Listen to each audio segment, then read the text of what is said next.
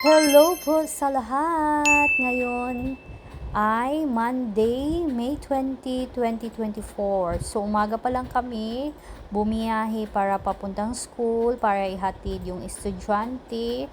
And then after school, dumiretso na ako sa grocery store para bumili ng kaunting dagdag pangangailangan namin para umagahan, pang breakfast. Tapos, pang snacks naman sa mga bata. So, ayan, pumili na ako dyan. Bumili ako ng hotdog. Tapos, ayan, crazy nuggets. Pure foods. Ayan, bumili tayo dyan para pang umagahan na din. And then, ayan, pork tocino. Kasi nga gusto nila ng pork tocino. Madami talagang pwedeng pagpipilian dito. Iba't ibang klaseng hotdog nandyan. So, ayan, bumili din ako ng Shanghai and then nadaanan ko yung fish crackers. Ayan, malalaking fish crackers pero hindi ako bumili niyan. Bumili ako ng Eden cheese. Ayan, ay yung maliit lang kasi nga kakailanganin ko siya sometimes sa bread. So, ayan, pumunta tayo doon. Malapit sa nagdi-display ng mga chicken. So, ayan yung mga hotdog din. Tapos, Virginia din na brand yung kanilang hotdog. Kaya lang pwede ka makabili doon ng tingi-tingi. Yung ilang piraso, bilhin mo, pwede. Ayan, madami din dilata dito. Kasi nga, yung ating sardinas ngayon, medyo mahal na talaga ng konti. So, ayan yung aking nabili. So, nandyan na ako sa counter para, ayan, magbayad na tayo. Para matapos na. And then, after ko sa grocery, pumunta ako doon sa itaas, sa may second floor, para tumingin-tingin na lang ng ibang mga items na, yun, parang window shopping na rin. So, ayan, may dami akong nakita doon. Madaming mga pagpipilian tayo na pwede sana, kaso lang wala tayong budget minsan. So, ayan, window shopping muna tayo. So, hindi ko akalain din na nakabili ako ng, ayan, dalawang item na hindi ko siya planong talagang bilhin. Kaso lang nagustuhan ko and then yun, binili ko siya.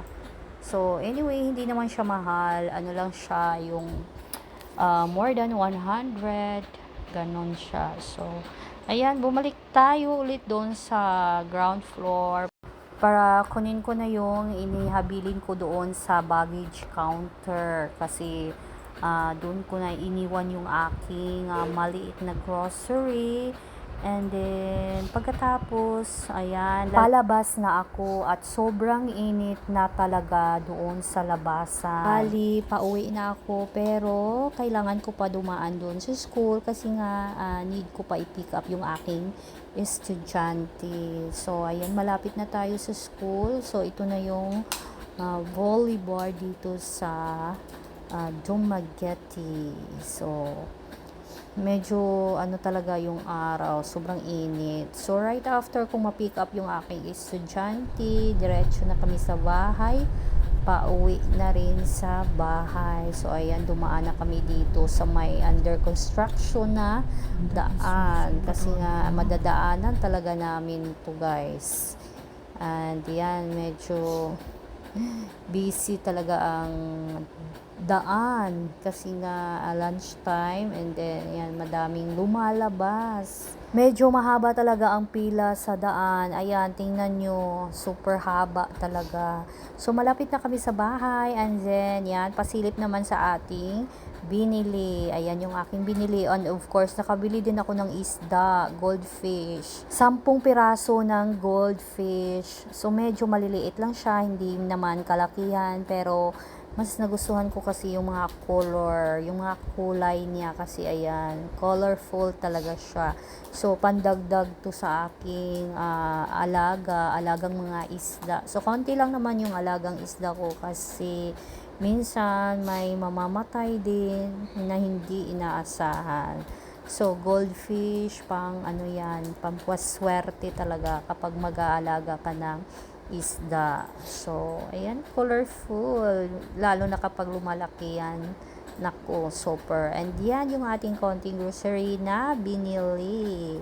So, swak na yan sa amin. And yan, pasilip na yung aking dalawang items na nabili na rin.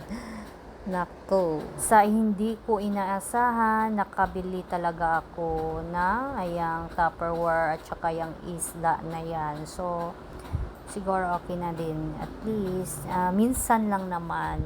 So, ayan, inilipat ko na sila sa aking aquarium. Yan yung aking aquarium dito sa bahay. Maliit lang talaga siya.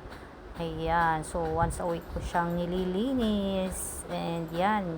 Medyo madami-dami na sila kasi nga nakadagdag na ako ng 10 piraso ngayong araw. So, maganda sana kapag lalaki yung mga goldfish. Kasi nga, ang gaganda ng kanilang mga kulay. Thank you for watching po sa lahat. Bye!